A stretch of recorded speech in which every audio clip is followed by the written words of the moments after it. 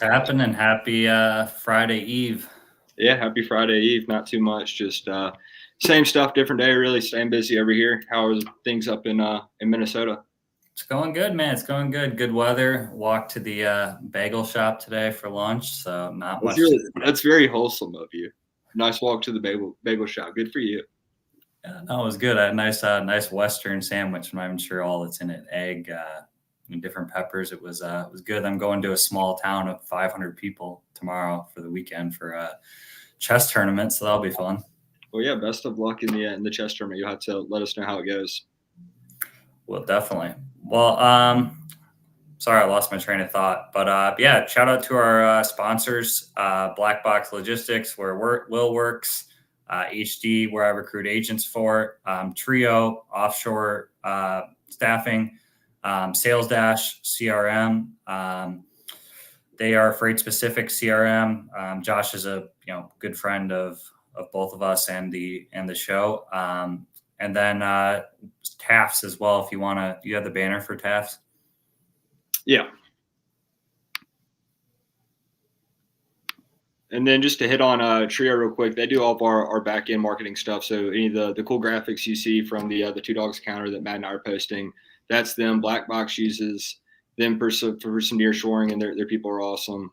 Black Box is also a customer of Sales Dash, so I can't say enough good things about those two groups, as well as HD Black Box, and then of course our banner sponsor TAFs there. Yeah, we got a cool story from TAFs last night. So I had a trucking friend of mine who's looking to get out of his factoring deal, 15 trucks, and we sent a message in one of our group messages, and someone over at TAFs was like, "Hey, if you want him to call me, right now, I'd be happy to help him." That's at 8:30 at night on a Wednesday night. So it kind of speaks to their just communication in general. I think they're open till midnight, during the week for any issues. Just really great guys over there. If you're looking for a factoring company, go hit up Ryan or any of the other guys over there. Yeah, 100%. Great group to work with. So staying true to the theme for this week, it's TMS heavy. So today we've got Danielle Chaffin with Revenova. She's got a pretty interesting background and has a cool story for how she got into freight. So without further ado, I'll go ahead and bring Danielle to the stage. Danielle, how are you? Hi, guys. I'm doing well. How are you?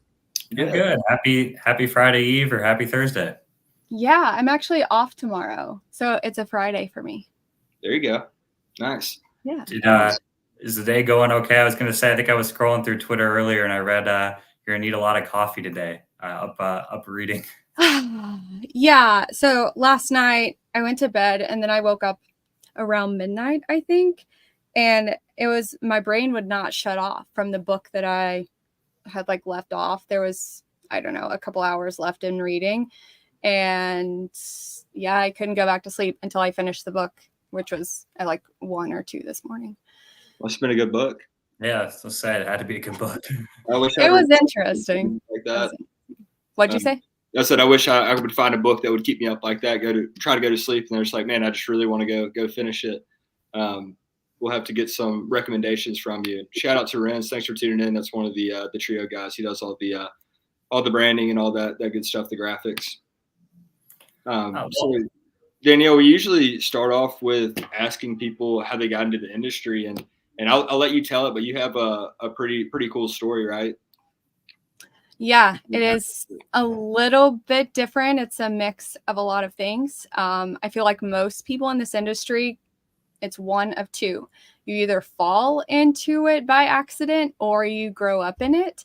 And I, for lack of better words, did both. I grew up, my father and grandfather, both truck drivers, had their own authority. My grandfather ended up leasing to, I don't know, a bunch of different companies. He was a flatbed driver. He said he did dry van for a while, but flatbed, there's obviously more money there. My father drove over the road. He was a cattle bull hauler up until I was 3. So grew up in it. When I was 3, I don't remember this, but my dad called home from a truck stop somewhere, and I talked to him on the phone and I asked him when he was coming home because I missed him. And he said it broke his heart. And he came home, didn't go back over the road, started driving more of a regional routes, regional stuff. And he's been doing that since I was 3-ish. He still drives today. He's a manager executive at a company out of Southern Illinois. He was brought on to build out their Southeast division. And when he doesn't have enough drivers, he jumps in the truck today. So I grew up in it, and then I ran from it. I told my dad and my grandpa that I would never be in this industry. I regret that I didn't, or I regret that I took for granted what they did as truck drivers. Growing up, it wasn't, I mean, today it's not a glamorous job. It's not something super exciting that a kid gets excited. Oh, I want to be a truck driver when I grew up. So I didn't. I took that for granted. Ran from it, went into social work, and I love solving complex problems. I love helping people get to solutions. So I found social work. I realized that that was really great for me until it wasn't. And how'd I get into freight brokerage? Oh yeah. My best friend, Tori, was working as a broker at RNL. They have an office in Nashville. And she showed me how much money she was making. I literally had no idea what she was doing besides, I forgot what her title even was. It was not anything close to freight broker. And I applied for a job as an account manager with BNSF Logistics. I interviewed, I got the position, and that's where I fell back into the industry. How did you make the transition from being a broker to TMS? Because Revenova's, I believe, correct me if I'm wrong, but Revenova's been where you've been at the majority of your career in brokerage, right? Yep, absolutely. So the childhood, and then I ran from it, and then I was a freight broker. My book of business at BNSF was heavy produce. I was a single mom at the time with a 1.5, 2-year-old, getting calls at 4 and 5 in the morning, wanting to know where a truck is when I just had a toddler waking me up like an hour before. It was really, really difficult for me. I loved what I did. I learned a lot. I had to leave. So I went back into social work, working with young mothers with newborns and helping them figure out how to be a mom. And one day I was working from home doing something. This is way pre-COVID, but I was working from home, and I remember my regional manager from BNSF, Jason Skorcheski, he messaged me on LinkedIn, and he said something along the lines of, "You may not be looking for a position, but I have something you might be interested in," and sends me a job description from Revenova for a project manager. And I read through it, and I was like, I mean, I'm open to anything. So that's how I got back. I flew up to Chicago. I talked to Charles, our CEO, on the phone for like a preliminary interview. Then I flew up to Chicago, interviewed with everyone at the company at the time. And yeah, then they offered me a job for actually a training manager, not a project manager, which was definitely my wheelhouse. And I ran with that. And I've been here since. We got a cool story. We're in Hatfield tuned in. He says cattle hauler. Hell yeah. That's a little bit different. Those guys don't have to abide by hours, right? They can just, when you have livestock. I don't know now, to be honest. My dad does bulk, like fly ash and cement stuff now. So I don't know about it now. I don't know much about it either. And then Scott says, thanks, Scott. Thank God you reached out. No, very cool. Yeah, the reefer broker game's a little bit different. So Black Box, my company, we mainly specialize in open deck, but we do have a few reefer guys, and that's a thing that Matt commonly or often jokes with me about with the reefer loads. I won't touch it. The first load I ever moved was a reefer load. My second day, and it was 3 picks in the United States, 2 picks in Canada, and it was the first and only reefer load I moved, and the customer never wanted to talk to me again. I mean, I messed it all up, right? It was awful. After that load, I went in, like 2 days later, I was like, I don't know if this is for me, guys. The whole reefer thing. And then Clay, thanks for tuning in. He says, great story. Thanks, Clay. Yeah, so you have it's pretty interesting, right? So you come from this like long line of freight drivers, trucking transportation. You say, I'm never going to do that, right? Well, I guess never say never, right? You go into social work, and then, I mean, I would assume that the work through that is pretty transferable to what you do now. Can you talk a little bit about that and what you do and how it plays a part in today for you? Absolutely. I went to Troy University. Actually, I went to Alabama for quite some time, but they didn't have any online programs. So I had to switch to Troy because I was traveling.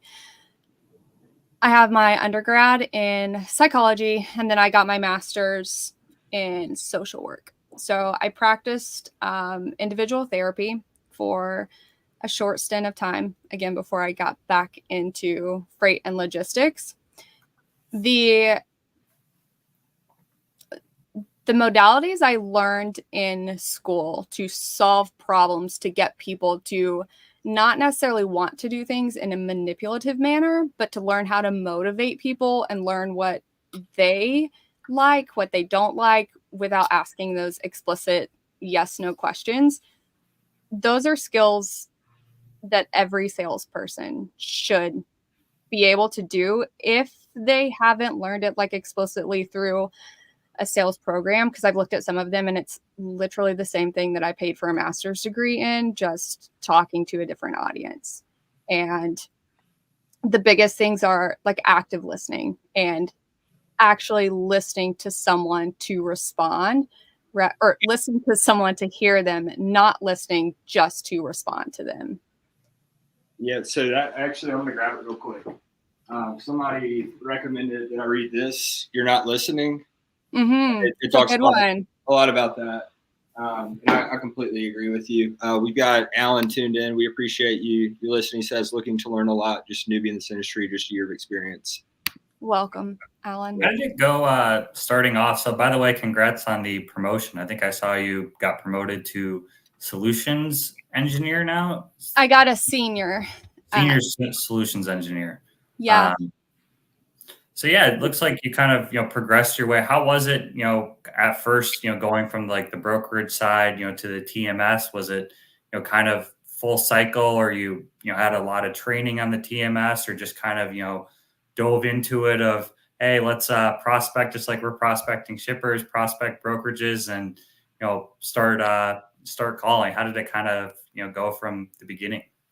Yeah. I remember sitting in my interview in Chicago, and our CTO, Dave Craigmile, I think it was just him and I at the time. They like cycled in so I could interview with literally every single person at the company, which was not a lot at the time. We were only 5 years old then.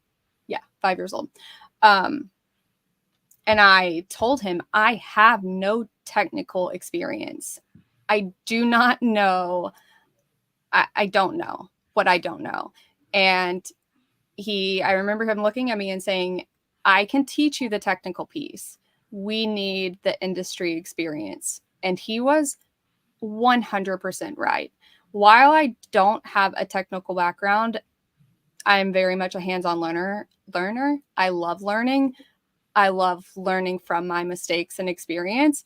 So I was very good at just being able to pick up and learn like the technical aspects. As far as training, that's why I was brought into Revenova. While I was there for a couple of days doing my initial interview, we were able to identify a gap between building this TMS, this product, and being able to give it to our customers and them know how to use it.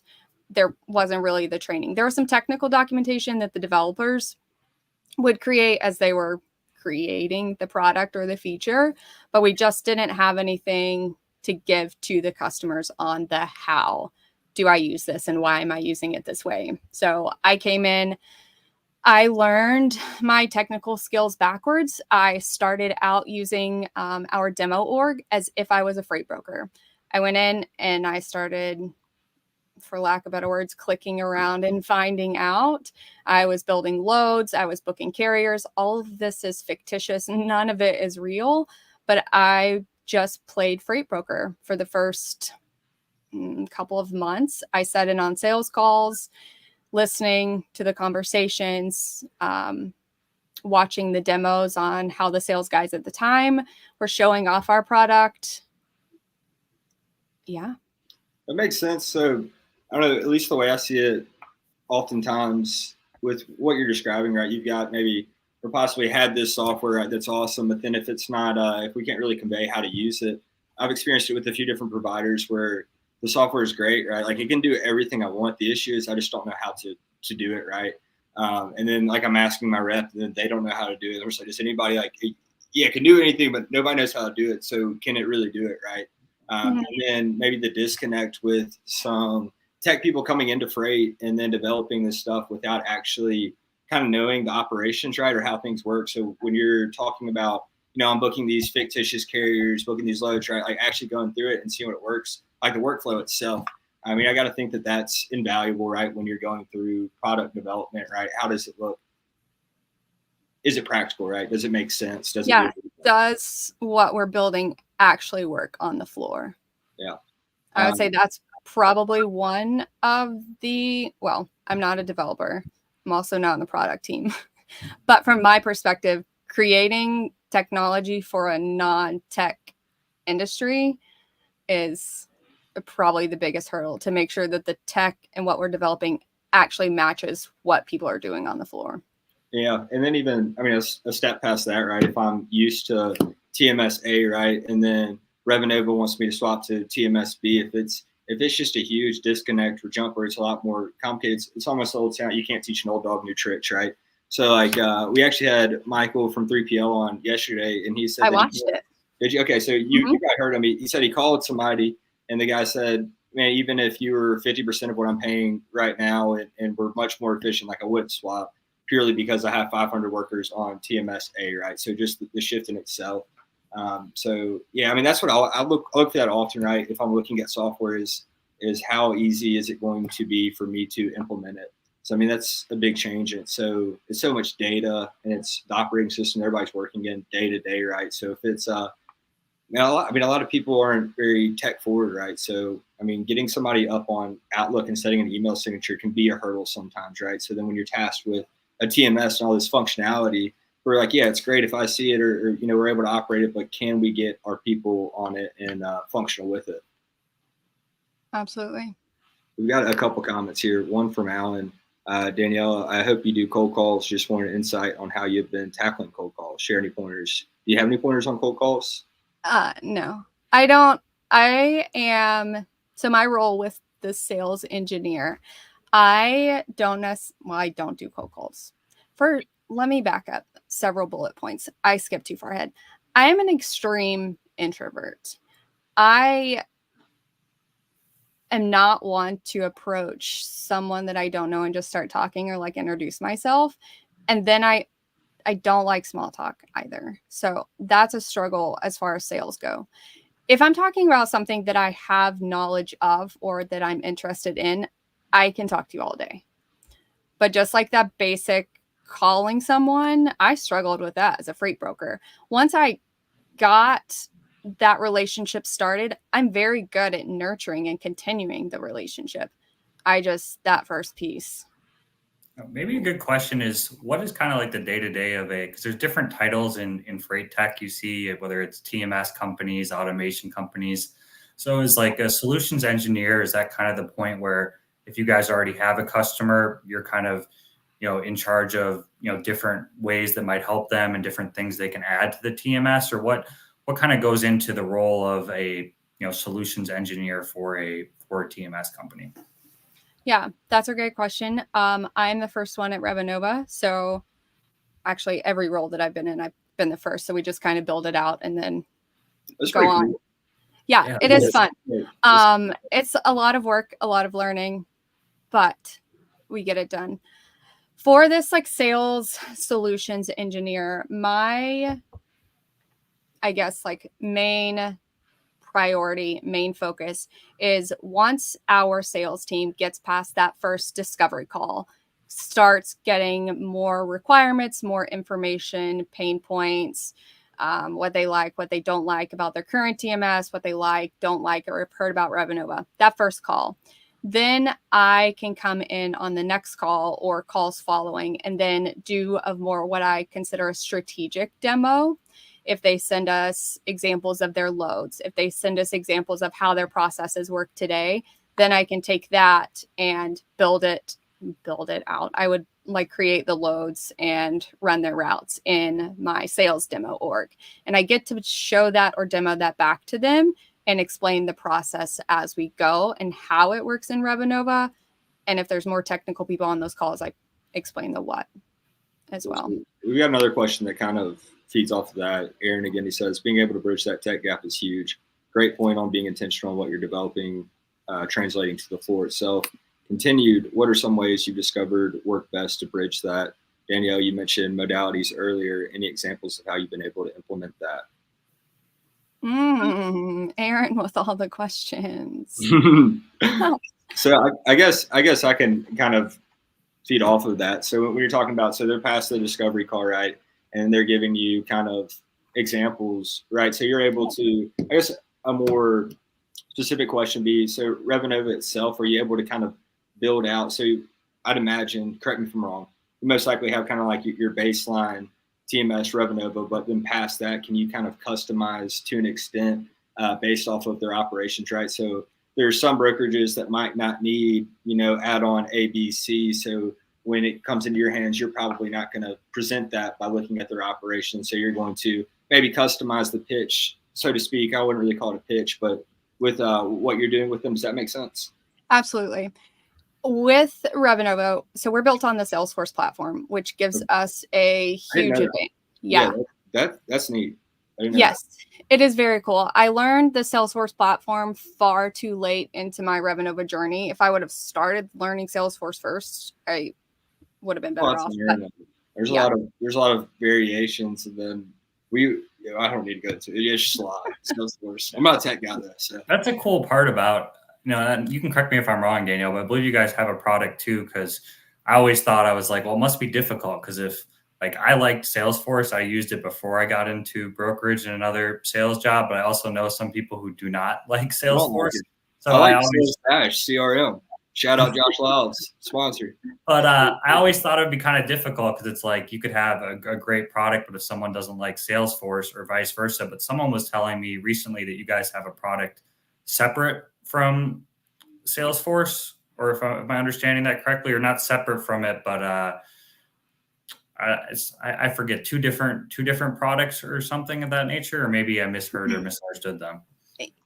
There are a lot of misconceptions and confusion sometimes.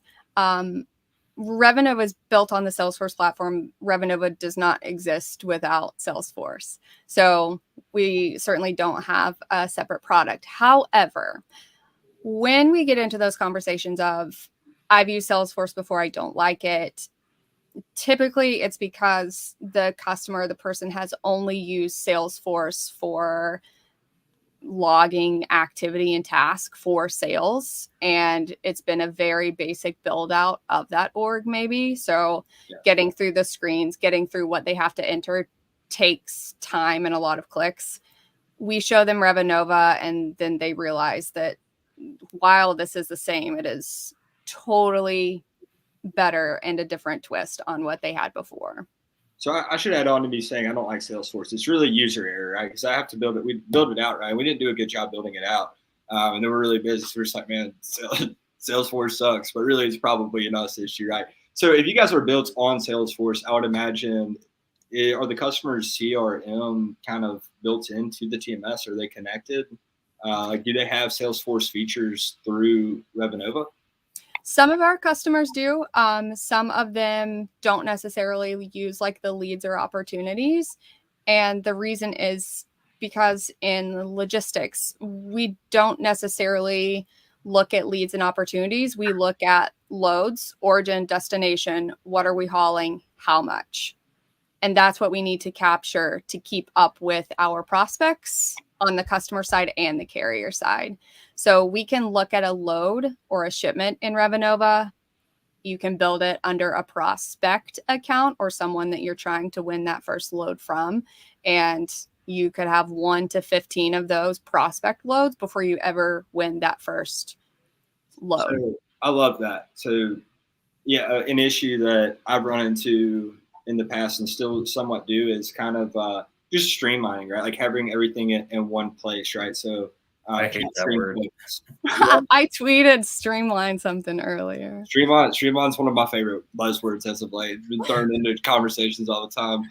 But no, all jokes aside, like having to toggle different programs, right? So for me, at least, when I look at like my brokers on the floor, like I want to make it as simple and practical as I can, right? And if we don't have any way to log our quotes, or if we do and it's kind of tough to get there and they're busy, like we're going to lose that. And data is so valuable, right? Your data, I mean, which I would imagine that you guys probably have some really cool analytic features.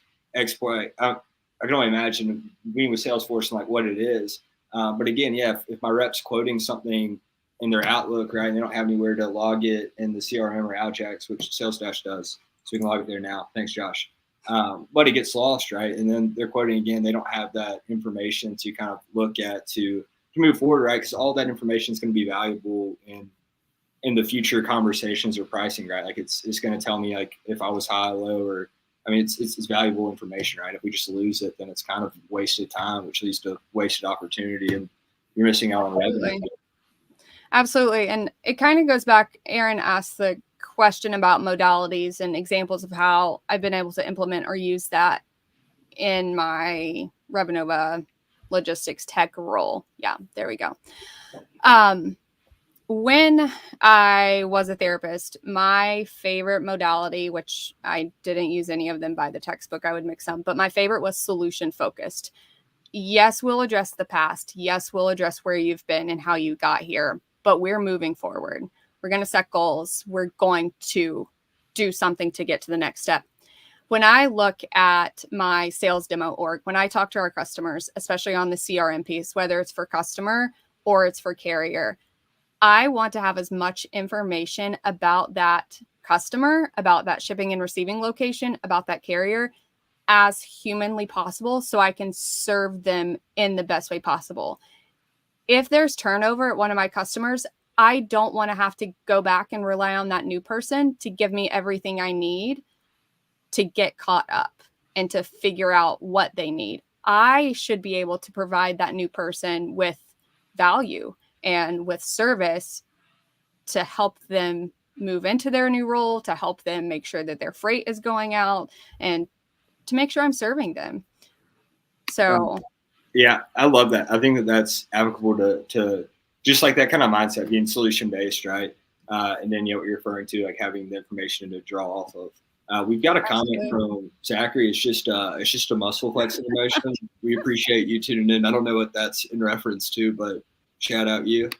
I think you guys brought up a good point too, kind of just how we were talking about, Salesforce. Like I had a great experience with Salesforce. I worked at a, 1,000-person organization that had, experience building out Salesforce, and it was very simple to me. I liked it. This was prior to logistics, but I think you brought up a great point about it's how the company does too. And I think you hear that whether in automation, pricing, TMS, you could have an absolutely, great product, but if the customer isn't utilizing it right, or, doing it, it kind of becomes, useless, or then they think that XYZ is bad or doesn't work, when in reality it could have just been a user error the whole time. Not saying yours was a user error, Will, but it was a user error. But is that a challenging part of your role too, of making sure or try to explain to different customers and clients like how to best utilize some of these things for their organization, or how does that kind of process go post sales, if you've had a customer for a year or two to kind of see their growth? Yeah, it's actually one of my favorite parts of this job, and actually being a parent also, is being able to observe or see someone like that light bulb go off, or something clicks, a concept, something new. So while I was doing all of the training for Revenova, I would teach our customers, teach those super users how to use Revenova, how to do things at the platform level, build flows, build automation, change page layouts. When they could come back and say that they can now do that on their own and they don't rely on Revenova to do that for them, whether it's, again, building flows and automation, changing page layouts for their users, building out custom reports and dashboards, once they grasp those concepts, it is really, really cool to see. The platform or Salesforce provides free training via Trailhead. So they have, I don't know how much money they put into their research and training and development, but it has to be a lot. They have hundreds of training modules showing you how to do things at the platform level. We can take, I would say 35% of that and pull it and apply it to the Revenova module, where it's,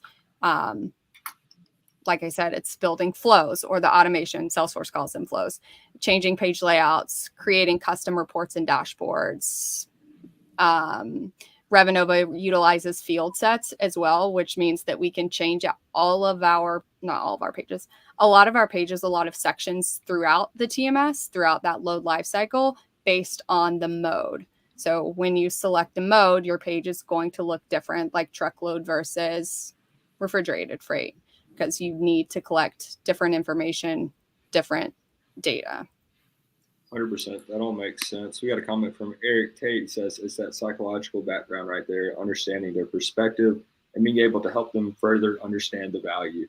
So kind of what you're talking about is, so we're talking about Salesforce. It's like, yeah, it's user error. At the same time, I think it's so important to have the people with the software team that kind of walk you through it, right? Like what you're describing.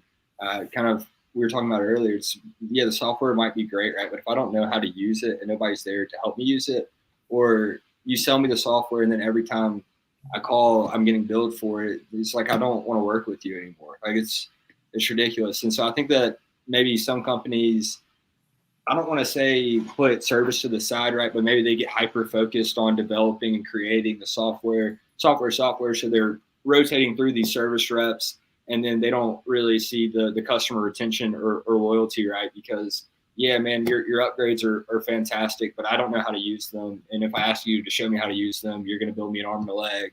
Or I could go to a friendly company where they're going to like walk me through it, hopefully get me to that point where the light bulb goes off and I'm able to, you know, navigate their platform, right? So I don't know, maybe I've just had some bad experiences with software companies, but I mean, that's a thing out there, right? So I think it's cool to hear you kind of talk about that and saying that's one of your favorite parts of the job, and even being a parent is getting people to that point where the light bulb goes off.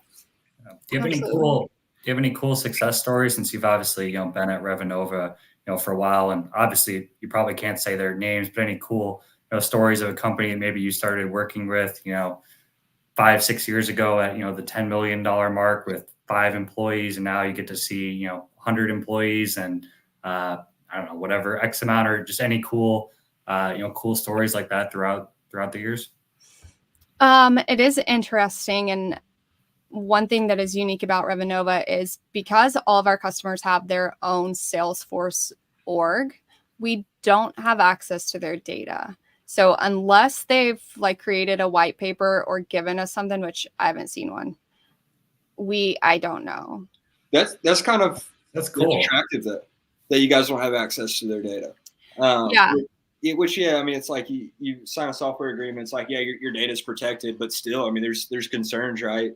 So I don't know. I feel like that would be almost maybe not a main selling point, but that would be attractive to a lot of people, especially maybe some more paranoid types. You know, we don't have access to your data. Yeah. I think people would like that. Yeah, it is certainly something that we touch on during the sales cycle. It is a huge priority for some prospects and customers that we talk to, and others, it's something that honestly they don't even think about until it's probably too late. But yeah, we got another comment from Aaron. Aaron, we appreciate you tuning in. He says 100 emoji. Tech companies have let service fall to the wayside.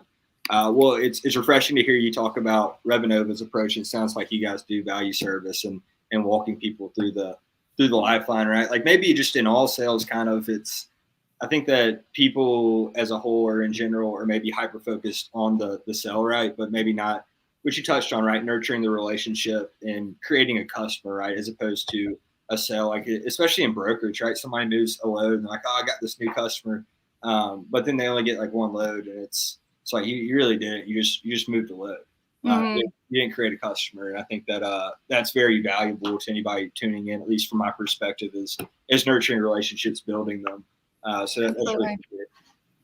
I think a couple of success stories that I just thought about were recently I worked on 2 different like projects for customers.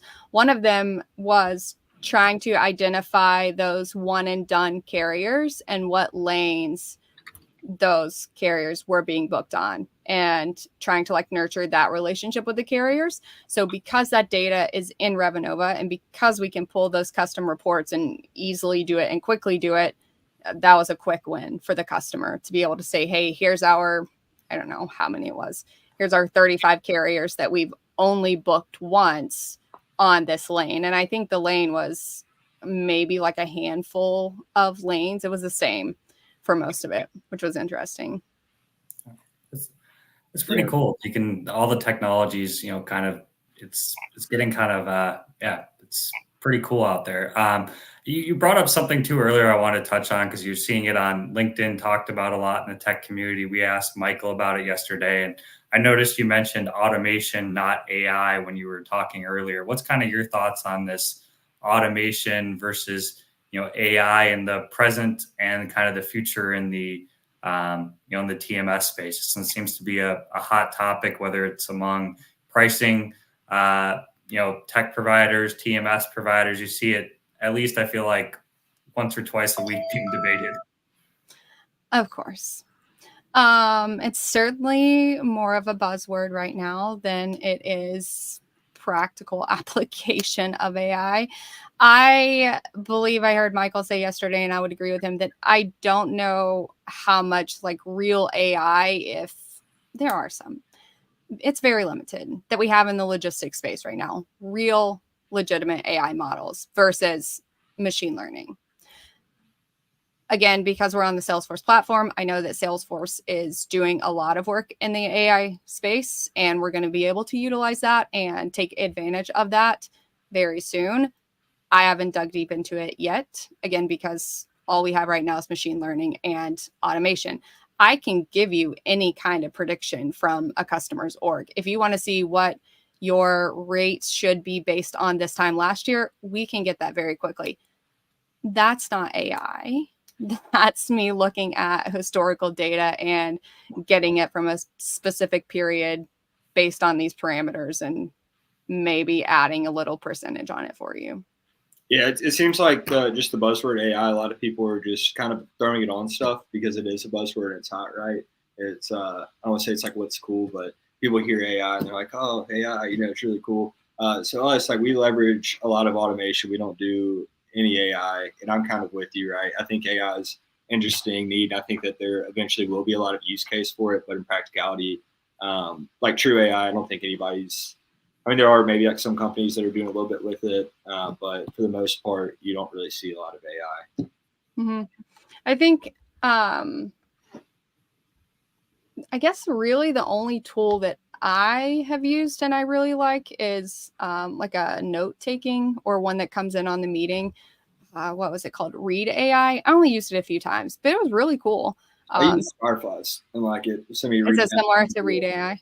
Yeah, I'm sure that they do the similar things, if not the same thing. Yeah, but it would like create a summary or like minutes for the meeting, which I typically do when I'm in meetings, so I could pay closer attention to what was being said versus listening and taking notes. Yeah, or you can just, you know, I'm just going to speak for myself. If I'm in a meeting where I'm not actively participating and have other stuff going on, I only have so much capacity, right, mentally. So if I've got other stuff going on, I can kind of tune out. And if I missed part of the meeting, right, like, it's going to recap it for me.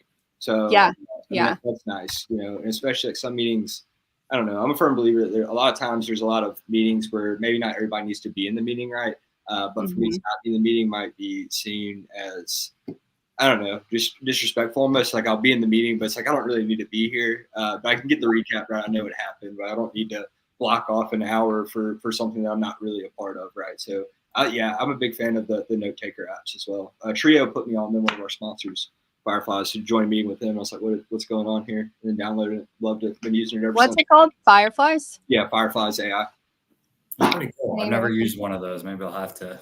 I'll send you some recaps from some meetings that you've been in where you can kind of see what it's doing. But yeah, it's pretty neat stuff. Some people don't like them though. You'll join a meeting with a lawyer and he's like, you got to remove it. some people get a little iffy about the note taker apps. Or I've seen some posts, right, where so at least with Fireflies, you can edit where it sends the recaps, and some people will do it to everybody, right? And then I've seen some people where they've been in a meeting with the note taker, they send a recap, and then they kind of like went on LinkedIn, kind of shit on it. They're like, this note taker said I had like this to do. Like, didn't even make any sense. But personally, I'm a fan. Here we go. JJ, he's the one I got Fireflies from. Fireflies is fire. It is indeed. That's interesting though about the AI aspect too with Salesforce. I would think that would probably give you guys an edge just because Salesforce is such a massive company. So their research and the amount of money invested they have into AI is going to be a lot more than some, this is an opinion of mine, but a lot more than some entry level, startup, VC funded, freight tech company. Salesforce, obviously, I don't know this, but I imagine they have a massive team working on AI and a lot of money involved in it. I haven't looked into the financials. I'm sure it is a lot. One of the things that I have looked into, because I do use it during our sales cycle, is just the security and data privacy piece of Salesforce. And I know that they spend $1.8 billion a year on security and data privacy. So we get where I'm going, and I lost my train of thought, is yes, it's going to be the same concept for Revenova with the AI piece of Salesforce as it is with the security and data privacy. That's not something that necessarily we have to focus on or prioritize because Salesforce provides that for us. And our customers get to leverage Salesforce data and privacy, data privacy and security. There we go. But that's I would think or imagine, at least if I wanted to kind of dabble with AI, that's somebody that I'd want to dabble with because with all the buzz and noise, there's so many people trying to. It's almost like with the I don't know, man, all these trends, right? So everybody tries to get into it, right? So you probably have a lot of people that aren't truly capable of developing stuff that is practical, but you got to think a company like Salesforce has the tools, resources, and people to where somebody's going to develop something with some good use case. Those are the people, as opposed to the random DM from the guy starting the AI with no real tech background selling you on a pipe dream. We got a couple comments here. Eric Tate, he says, sounds like something AI would say. I don't know what that is in reference to. Could have been quite a few things. And then we got a question. Good question. Yeah, we got a question from Rob with TAS. He says, what is the ideal size truck count or load count that you target for both brokers and carriers to use Revenova? We never asked that. Is Revenova for carriers and for brokers and shippers, or all three, or one or the other? We forgot to ask that. Any combination of the three: brokers, 3PLs, shippers, carriers, trucking companies, again, or a combination. We launched a fleet operations project a few months ago, and so now we have on the same platform within the same app or package, if we will, we have the fleet operation side and also the brokerage. So same data, same org, under the same umbrella, all in one place. As far as truck count or load count, I don't know. I don't know. We have customers that have 3 to 4 users. We have customers that have hundreds of users. So I know user counts. I don't, again, necessarily know the data. So it sounds like you guys are pretty adaptable. You can work with small, medium, and large. So it's not really hey, we only work with, huge big box brokers. That maybe you guys can work with the smaller brokerages and have the capabilities to work with large brokerages as well. Absolutely. Well, that must mean it's a pretty cost effective if you have, a company starting with 4 users, because I know that's something I've heard. Sometimes it can be hard for smaller companies to get going on a TMS right away because they might not have the profit coming in or the revenue to be able to afford a better TMS. They have to start at a less than ideal TMS, at least less than ideal for long-term growth, maybe. But it sounds like Revenova is a platform that makes it kind of affordable for, if you have customers with 4 users to kind of start towards the beginning. Yeah, I usually stay out of the pricing conversations. There's only so much I can hold in my brain, so much I have capacity for. So I try to stay more technical for my demonstrations. One of the conversations that I have with our prospects more often than not is if they are between two TMS, one that they're only going to use for a year versus go ahead and go with Revenova. I will always tell you, I'm going to step out of my employment at Revenova and I'm going to talk to you as if I'm your friend or consultant. You're going to be better off going ahead and going with Revenova rather than adapting to this TMS for the next 12 months and then coming back to us and moving your data, moving your processes, and going through another change management phase of your business. That's a great point. How long is that process too? I mean, with somebody switching TMSs, how long of a process is it to get up and going and do the training, get all your, like let's say someone's listening today, hey, I want to do a new TMS, but I'm worried about how long it's going to take for my reps to get up and going on it. Of course, certainly depends on the head count of the brokerage and the data. Our standard implementation is 12 weeks.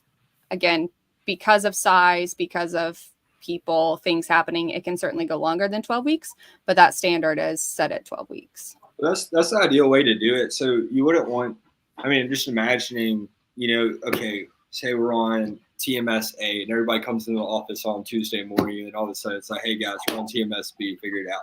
I feel like it needs to be kind of, lengthy. You need to get people trained up before you can really get them operating in it. Otherwise you're going to face, like some serious quality control issues. And then, yeah, Matt, kind of what you're talking about. Some people still cowboy it with like the paper packets and like operating like PDF rate cons. When I was 100%. Dispatching, I don't know. I guess I just didn't think about it, right? I was still somewhat, I still am, but still early in the industry. And I remember like getting my first one and I was like, is this, I don't know. I thought it was some kind of scam. I was just like, this doesn't look right. I'm like looking at my partners. I'm like, should we run the load? But they were legit. It was just like they typed out the rate con like a Word, converted it to PDF and sent it. And then you have paper packets and all that. I mean, software is expensive. It really and truly is. So for a brokerage, that's one of the, like the largest overhead is the software.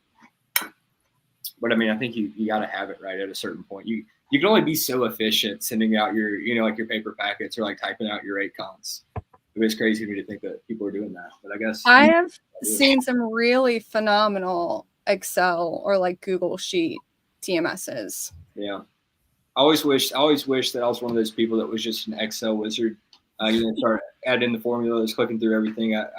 I like to miss that era of, I don't know, wasn't in my generation, I think. Yeah, I tried to take a Excel class and like 30 minutes in, I just got frustrated. I was like, I'm just not doing this. It's just too much. So that speaks to like my experience with Salesforce. Maybe it's me, maybe it's not the software.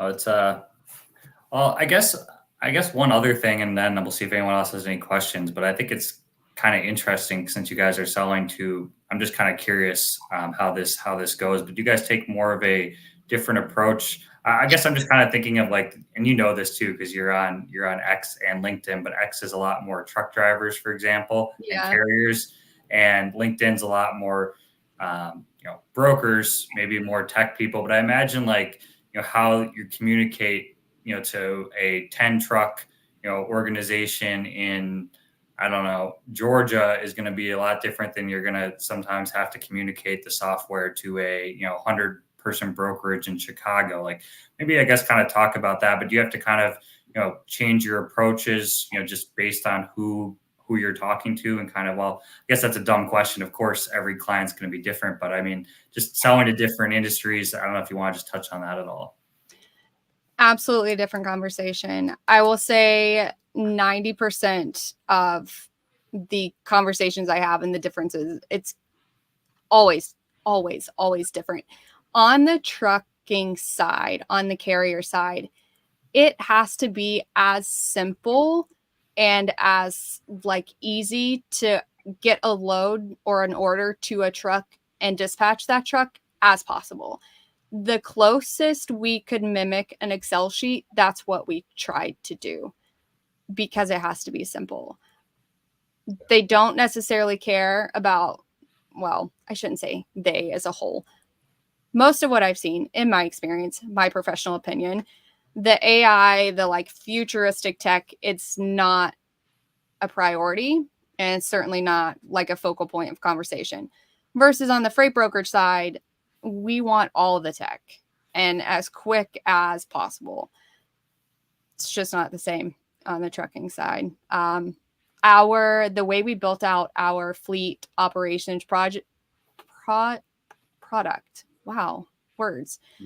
Our fleet operations product is a list of your available trucks. You can filter them by a certain region or a certain like pickup location, like warehouse. And then right below that, you have a list of loads or orders that need to be assigned, or a trip that needs to be planned, like a route. And those need to be dispatched. You select your truck and your driver. You select the load or orders, multiple. You put them in a trip plan. You dispatch your truck. It's, I don't know, 5 clicks maybe. Whereas on the brokerage side, we want automation. We want rates to come in. We need to look at spot market rates. We need to look at a lot of other things. So when you talk about looking at spot market rates, are you guys able to integrate with certain benchmarks? Like, when you say look at spot rates, would I be able to kind of like pull up a benchmark through like maybe like DAT RateMate through your software if that has to work out? We have DAT, Truck Stop, Trucker Tools, FreightWave Sonar. Green Screens has a custom component that they have put in, many of our mutual customers. And then we also have Lane IQ Network, which is a Revenova like exclusive customer rating database, where customers opt in to send in rates, and then we anonymize those rates, clean the data, and push it back to the customer. And then we put all of that data in one place, or like one tool, so they can see it, where the data is coming from, or the data source, and then they can see the average rate for that lane, that mode, or equipment type. Yeah, so things like that. There are a bunch of companies that don't even do those integrations. So something, it's like just simple and practical, right? So instead of clicking out of my TMS to go, type it in to pull it, it's just right there for you. So it's like little things like that, at least on the brokerage side. When I look at it and think of it, those things add up, right? So if you get maybe say like 10 of those, and then you spread it across like 50 heads over a week, and you're able to run some math on it, you can see how much time is lost in just basic. Absolutely. That can be, back to our buzzword, streamlined. We got a comment here from Alexander. He says, trucker side just wants it cheaper, not interested in if it's AI or if it's fancy or if it's the way into the right direction. They just want it cheaper always. And then I don't know how to describe that emoji. A big smiley face. A big smile. Overexcitement. It also kind of, I have to, when I think about it, right, it kind of makes sense for the brokers to be more tech forward as opposed to the trucking companies. Like maybe there's certain things that they can, like we were talking about, automate. So like if I have a truck and it can kind of match with orders, that makes sense, right? But there's a lot more, maybe I don't want to say intricacies, right? Because running a trucking company has a lot of challenges of its own. It's just different, right? Of course, yeah. So you got to think like with the brokerage, especially just being purely 3PL, working from a computer, there's a lot more ways to kind of, streamline, and like the workflows are a bit maybe more important, or they add up some of the nuances, I would say, or think. But then again, I've never run a trucking company, so I could be way off. Yeah, I haven't either. My father has, but I haven't. He still uses a spiral notebook, so they have a TMS. He just doesn't use it. Yes, those are some like the drivers that we work with. Some of them are just like old school guys who are just like, I'm not accepting macro point. It's like, I'm going to be there when I say I'm going to be there. If I'm not, like, I'll let you know. So when I was a freight broker, my grandpa was still driving. My grandpa was still driving just a few years ago. He retired at 77. I used him to win a new customer, and he would not accept my tracking. And he told me not to call him until he got there, and then he would call me. And he did. And it was amazing. And there are some of those drivers that are absolutely phenomenal. And then there are others. Yeah, it's almost, I don't want to make like a blanket statement, right? It's just kind of unfortunate, right? That there's a lot of not even aside from the bad actors, the double brokers or the scammers, just unfortunately, I don't want to say, especially with maybe say like box trucks or hot shots where the barrier to entry might be a little bit lower. A lot of people get into it and don't take it like super seriously, right? So then you deal with a few of those guys, and then it like cultivates this environment, and maybe people being like too hands-on, too needy. But it's like almost like they've been hurt, right? Like they're like, they've had some like really bad experiences. So now they're just anxious and just like, blowing up this poor guy who might like be just always on time doing a good job. He's like, why do they keep, blowing me up? It's like, well, man, like unfortunately, yeah, they don't want to be doing this, right? But they almost like feel like they need to like get ahead of anything because of some bad experiences from maybe, carrier A or B that just, I don't know, heard his cousin was making a lot with a box truck and then went out and bought one and then hooked up to truck stop, and took a load and then just dropped it off and just, I don't know, freight's crazy. Yeah. It only takes one bad actor to ruin a whole bunch, unfortunately. Yeah. Well, Matt, do you have any more questions for Danielle? No, I think it was fun. Time flew by, and thanks again for coming on and telling us about Revenova. If anyone's listening who's wants to learn more about Revenova, should they just reach out to you directly? Revenova.com or email the sales team, sales@revenova.com. Awesome. Well, simple enough. Yeah. Thanks again for coming on. It feels like we covered a lot of ground. You were definitely a great guest. I learned a lot from you. So yeah, thanks again for spending your, let's just say Thursday afternoon. I guess it's your Friday afternoon since you're off. Yeah. So, thanks for having me, guys. I enjoyed the conversation. It's fun. Good deal. Well, enjoy your weekend. Awesome. Thank you. All right. Episode 17. That was fun. I learned a lot. I mean, there's some things I had, no idea about, and it's always, like I was telling you, or I posted the other day, I think TMS sales are some of the hardest, sales out in logistics. And Danielle obviously knows her stuff. So I learned a lot. Yeah, no doubt. Alexander, thanks for tuning in. Aaron, thanks for tuning in. We appreciate you guys. Ryan, you as well. Shout out Taps. It's always interesting, especially with the TMS. It's one of those things where, I'm in a TMS all day and I'm exploring different TMSs. So it's always, I don't know, as many takes you can get or listen to people about their product, see how people are doing things, the same thing, but maybe a little bit differently, right? So Revenova sounds like a great company doing some exciting stuff. And yeah, she was a great guest.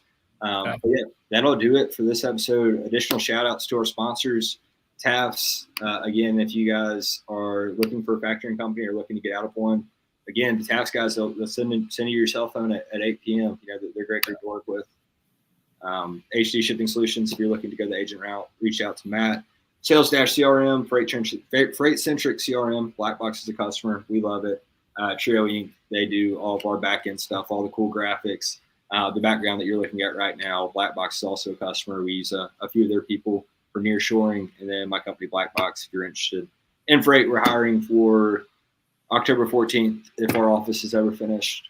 If not, I'm going to push it back, but it should be fine. Should be fun next week. We got a similar situation that we had this week in the TMS. We won't announce our guests right this second, but we have two people in the training area that I think a lot of people are going to want to hear from. So that should be a really, interesting conversation. I think a lot of people will care about whether you own a brokerage, whether you're a sales rep. Training's a big topic, and I think we have two people coming on that are, know a lot about that topic. So yeah, it's two guests that I'm really looking forward to speaking to, and then I'm sure sales will come up, right? And sales is transferable to pretty much any industry, and then training's just good stuff, man. I'm looking forward to it. It's been a good week this week, and next week should be as well. If you guys aren't already, follow the pages. Stay tuned for some announcements. We'll announce those guests early next week, and we'll be back at it. Sounds good. Have a good weekend, Will. All right, you as well. Golf a couple of rounds for me, all right? I don't know, man. It's been raining all week. I don't know if I'm going to be golfing. I'll golf in the rain. I'm not scared. I'll see you next week. All right, see you.